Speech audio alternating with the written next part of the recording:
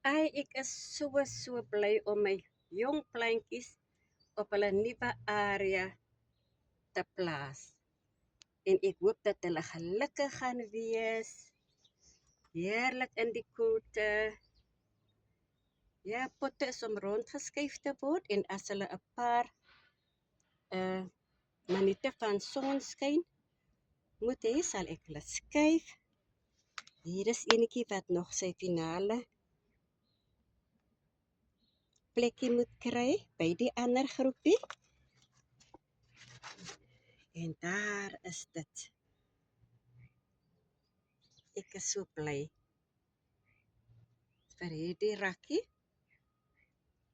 wat my groente kan herberg.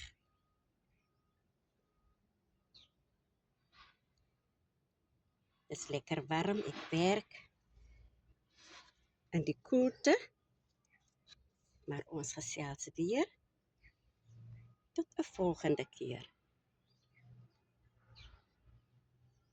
Totsiens.